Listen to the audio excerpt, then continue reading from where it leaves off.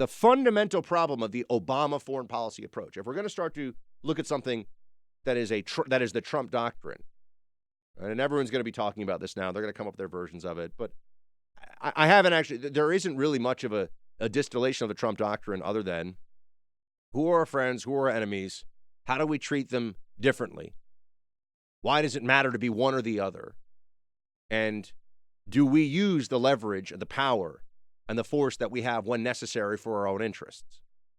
The Obama administration approach, and people like John Kerry, a deeply unimpressive intellect, by the way. I mean, John Kerry's not a particularly bright guy. He's just a guy who's maneuvered however he has to build some political career based on, John Kerry has said something really intelligent when?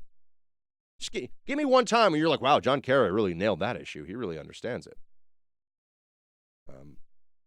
So he and the other members of the Obama team that were negotiating this with Iran, they approached the nuclear agreement from the perspective of the Iranians and America are really, similar in terms of their, the Iranian regime in America, similar in terms of the merit of these countries, the worth of these countries.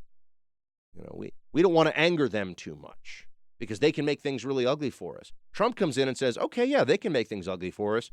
We can make things disappear for them.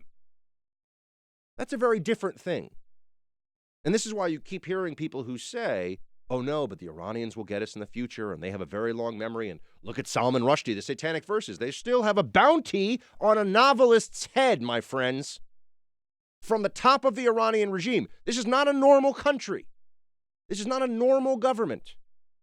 We're not just bullying some country. We're not threatening to invade Finland tomorrow. They should be treated differently. They should be ostracized. Additional sanctions were announced this morning. That's the right way to go. But here's the fundamental takeaway. So far, Trump's gamble was correct. He's right, because he is elevating the perception of what it is that our enemies have to be worried about when it comes to our response, instead of us always worrying about their response. He has put the onus now on them.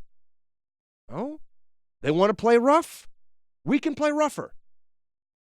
Now, people say, oh, that's chest thumping, that's tough guy talk, people don't understand anymore. No. The chest thumping is happening with all the people who claim Trump is an idiot, he's leading us right into war. No, he's not leading us right into war.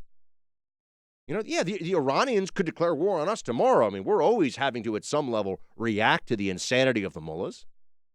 But we don't think that's going to happen. Why? Don't forget this. If Iran could raise Tel Aviv to the ground tomorrow and get away with it, they would.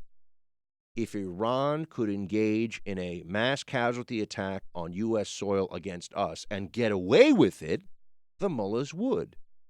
The reason they don't do that is not because they're so rational and reasonable and decent and fair.